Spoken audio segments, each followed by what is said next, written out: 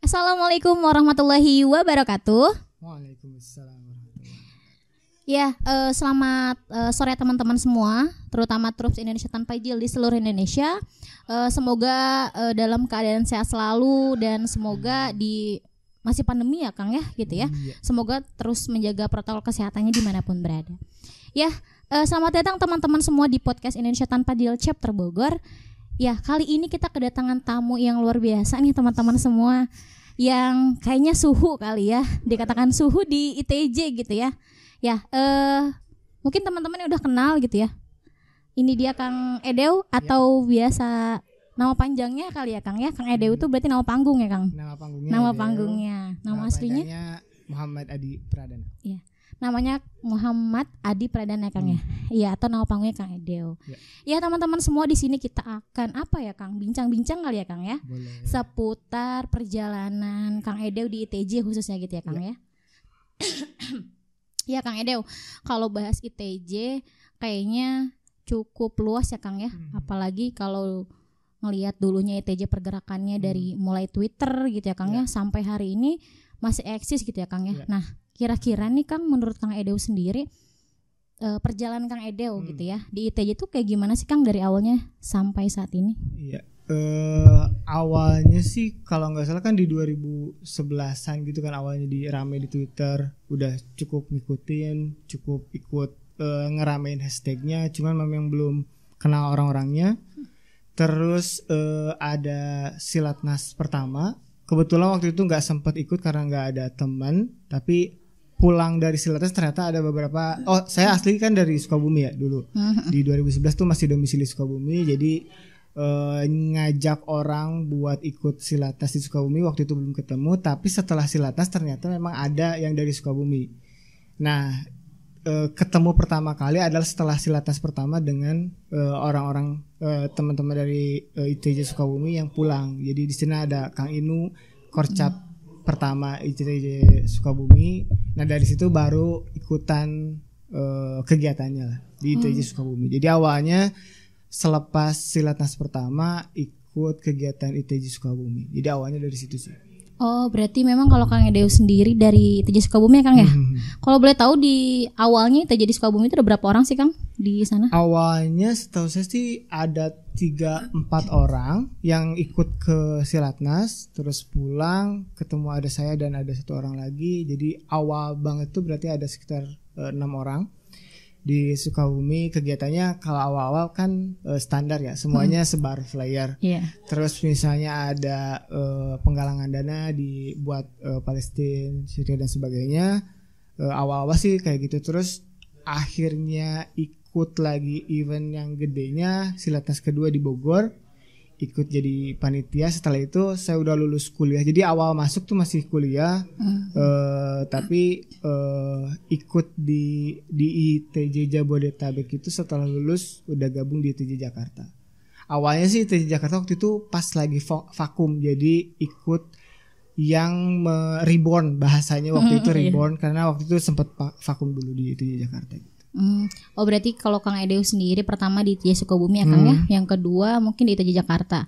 Nah, kalau sekarang gimana nih Kang? Jadi, agak rumit nih.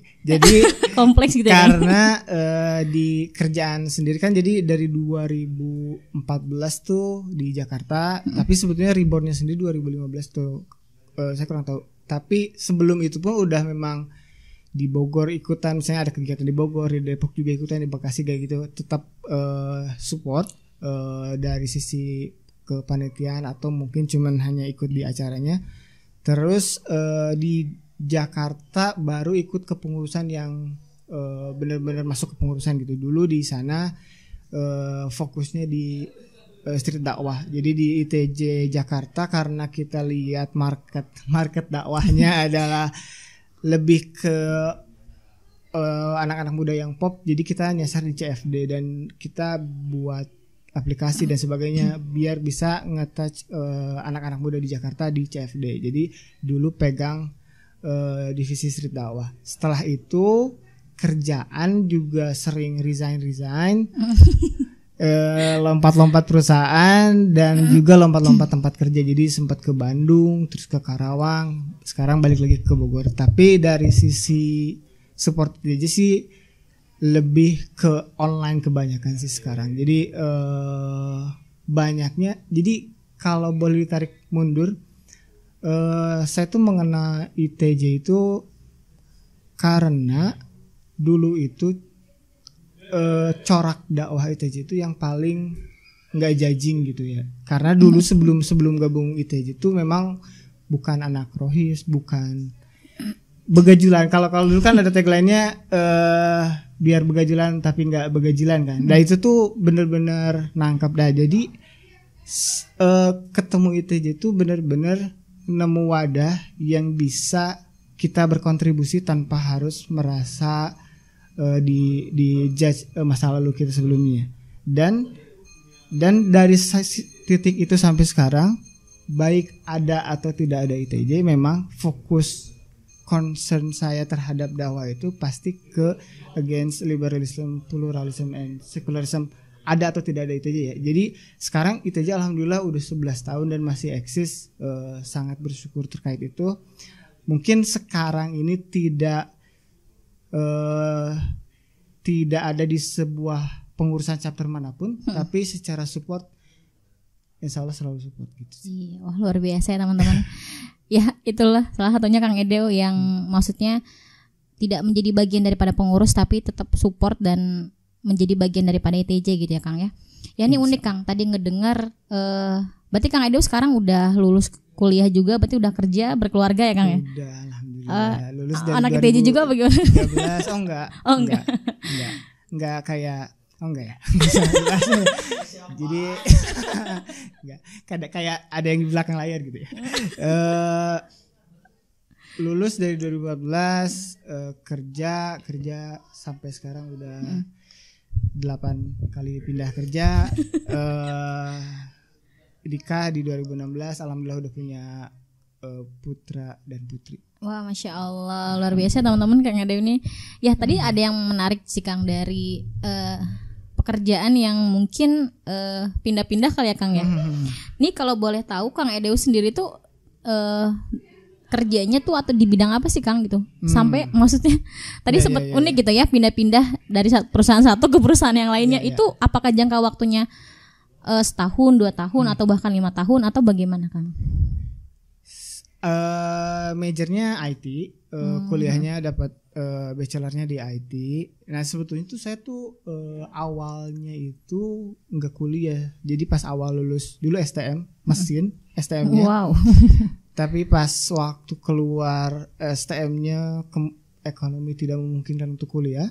Jadi sempat kerja dulu di pabrik di daerah Bogor, jadi operator. Terus ada beberapa kerjaan lagi. Baru setelah 2 tahun baru kuliah. Jadi secara kuliah itu 2 tahun gapnya, baru kuliah di IT. Setelah itu kerja sih sampai saat ini di IT.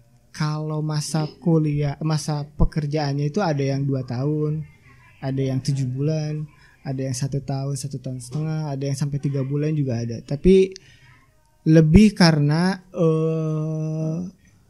saya menganggap pekerjaan itu kayak muamalah aja sih. Saya jual skill, dapat benefit kayak gitu. Jadi lebih pindah-pindah karena itu. Karena yang kedua juga karena tadi ada gap 2 tahun, jadi saya harus ngejar akselerasi dari situ. Oh, oke, luar biasa. Berarti di bidang IT ya Kang ya. Yang biasa kalau IT ini cukup jarang ya Kang ya peminatnya, dan karena lebih mikir ya Kang kerjanya. Kalau sekarang sebenarnya kalau peminat banyak banget ya. Oh, udah kalau banyak peminat sih banyak karena memang mungkin dari awal booming sosial media atau .com booming di 2000-an memang IT udah banyak. Cuman yang ada di dunia kerja emang sulit ya. Tapi saya juga suka bikin konten di Instagram sharing, lebih ke karena banyak orang yang kalau bahasa di ITJ itu suka bilang inlander ya.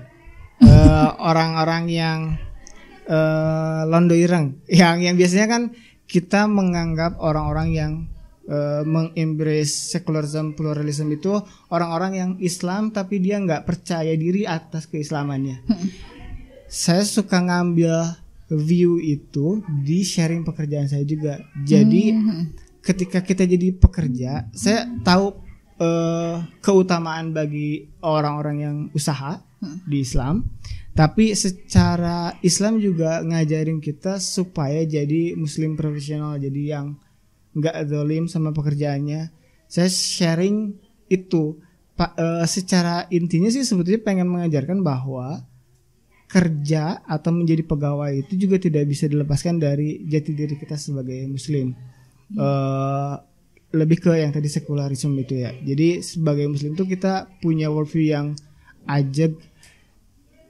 Itu alasannya kenapa walaupun saya pindah-pindah kerja tapi tetap si pemberi kerja itu tetap percaya karena tetap profesional, dan saya menganggap profesionalisme itu muncul dari diri saya yang seorang muslim gitu. Oke, tapi menarik sih Kang ya, karena ketika membahas worldview itu karena kita membahas tentang satu kehidupan yang kita jalani gitu ya Kang ya. Tadi cukup menarik ya Kang ya. Tadi dari bahasan Kang Ede itu bahwa lebih kepada independen kali ya Kang ya, profesionalisme ketika bekerja. Nah, kira-kira pernah nggak sih Kang Edeu sendiri ngalamin satu masalah di mana perusahaannya itu kadang kontrak nih, kadang kan nggak semua nih perusahaan ya yang bisa satu paham sama kita. Nah, kira-kira ada nggak sih atau Kang Edeu pernah ngalamin nggak sih hal itu di perusahaan? Pernah, hampir selalu. Dan nggak masalah karena itu memang realita pekerjaannya seperti itu, dan kita juga hidup di lingkungan yang diverse. Jadi memang pluralitas itu adalah normal. Yang kita against kan pluralismenya ya. Pluralitas itu memang sunatullahnya, memang kita plural agar saling mengenal. Contohnya mungkin ada beberapa contoh. Pertama, di satu perusahaan ada event di sebuah hari raya, kita harus tukeran kado dan harus mengucapkan dan sebagainya. Saya nggak apa-apa terkait itu. Ketika mereka mau melakukan itu nggak apa-apa. Tapi saya juga punya standpoint bahwa saya tidak berkenan untuk melakukan itu, dan itu ketika disampaikan tidak akan ada masalah sebetulnya. Yang jadi masalah malah muslim sendiri yang inlander tadi, yang menganggap bahwa dengan menerima atau ikut merayakan agar toleran, padahal tidak harus seperti itu kan. Toleran tuh bisa kita sampaikan di porsi yang lain yang memang secara muamalah kita memang diajarkan untuk selalu baik dengan yang non muslim seperti itu. Atau di sisi lain, saya pernah 2 kali kerja di konsultan India. Mereka punya beberapa view yang sangat beda gitu kan. Mereka menganggap semua, misalnya meja yang terbuat dari kayu itu ada part of dewa mereka seperti itu. Dan lucunya mereka yang Hindu dan di Bali itu sangat-sangat berbeda kan ya. Terus mereka punya gak punya awareness terkait cuti lebaran misalnya. Ketika kita sampaikan sih selama kita argumentatif dan memang bahasa saya sih adil ya, menempatkan sesuatu pada tempatnya, insya Allah sih bisa dikomunikasikan. Adapun kalau misalnya mereka against ya tadi karena bargaining pointnya saya menganggap pekerjaan ini adalah muamalah, dan berarti kan ada term atau parameter yang mereka putuskan dalam peraturannya tidak cocok dengan kita, ya kita bisa keluar aja gitu. Gitu sih. Oke. Berarti emang kalau dunia kerja ya nggak bisa dipungkir ya Kang ya. Dan memang ini banyak terjadi sih ya Kang ya. Karena apalagi remaja muslim, kayak pemuda muslim ya Kang ya, yang saat ini mungkin bahasanya kerja di perusahaan-perusahaan besar gitu ya. Ketika misalnya yang disuruh pakai topi Natal segala macam, karena mungkin mereka takut kehilangan pekerjaan dan lain sebagainya, jadi malah ikut lah kayang ya bahasanya, ikut malah justru terbawa arus daripada sekularisme itu sendiri. Ya Kang, menarik sih dari apa yang Kang Ede sampaikan gitu ya. Nah selanjutnya nih Kang nih, tadi kan Kang Edew udah nyertain Kang Edew di ITJ gitu ya, terus juga pekerjaannya Kang Edew. Nah, kira-kira nih menurut Kang Edew sendiri dakwah di ITJ itu sendiri tuh menghalangi Kang Edew nggak sih ketika bekerja atau sudah menikah, atau justru menjadi penghalang besar bagi Kang Edew sendiri gitu ya? Menurut pandangan Kang Edew gimana sih, Kang? Sebetulnya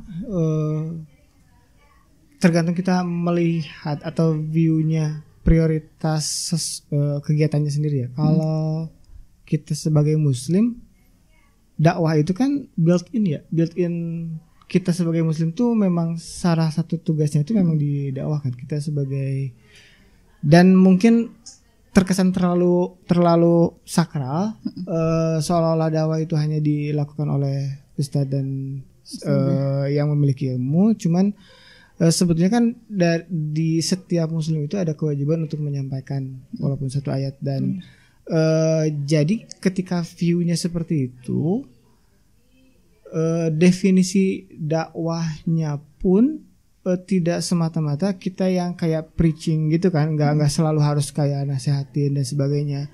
Justru dakwah itu bisa diembadi ke kegiatan kita. Jadi kita saya misalnya sebagai IT consultant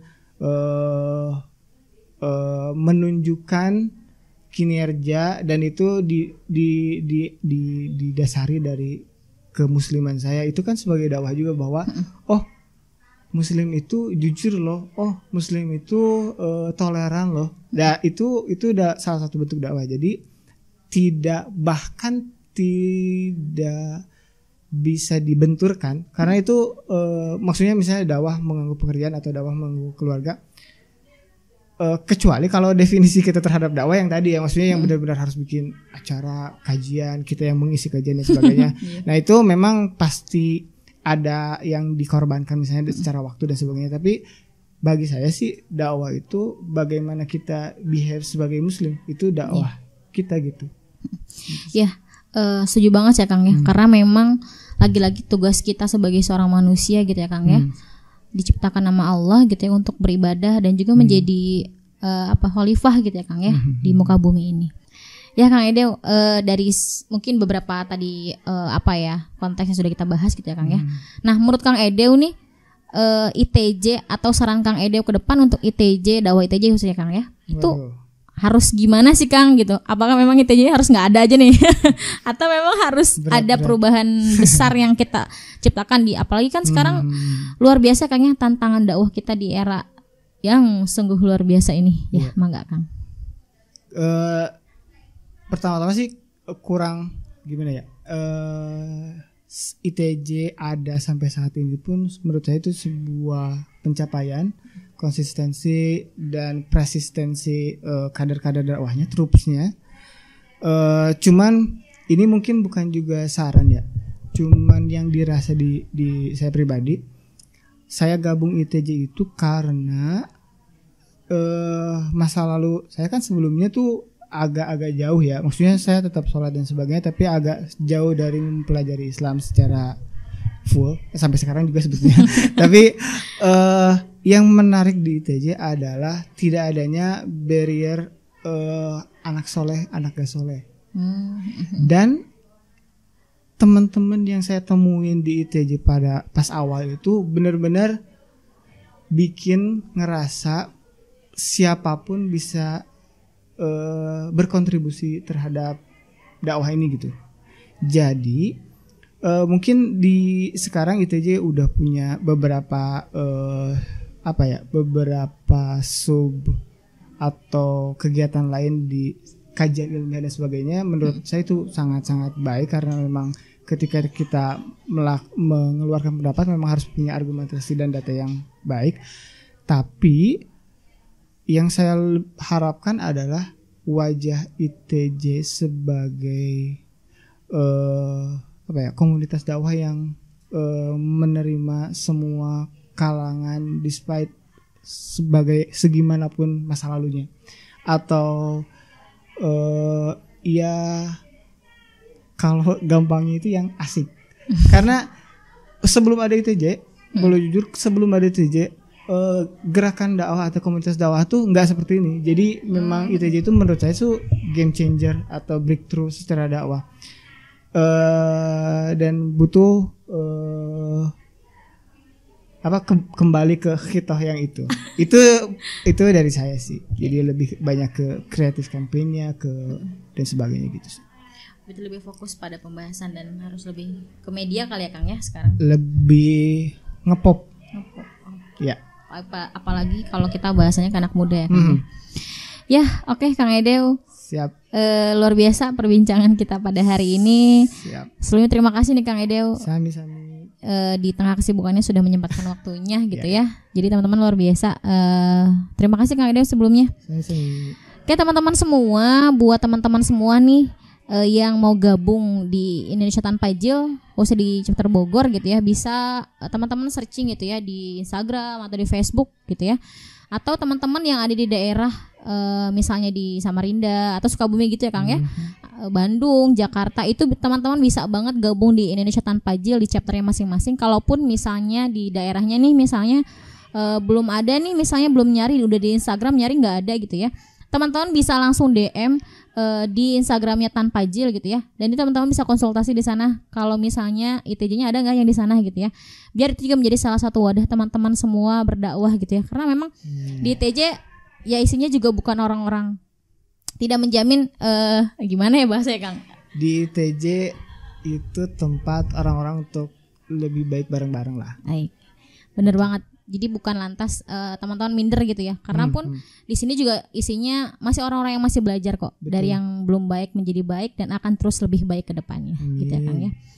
Amin ya robbal alamin. Ya, mungkin sekian podcast kita pada hari ini. Jangan lupa teman-teman semua podcast ITJ Bogornya di komen, di like, di subscribe gitu ya. Sampai jumpa di podcast selanjutnya. Saya Mode Zakia pamit undur diri. Dan Kang Edew. Oke. Sekian dari kami, kurang lebihnya mohon dimaafkan. Wabillahi taufiq wal hidayah. Wassalamualaikum warahmatullahi wabarakatuh.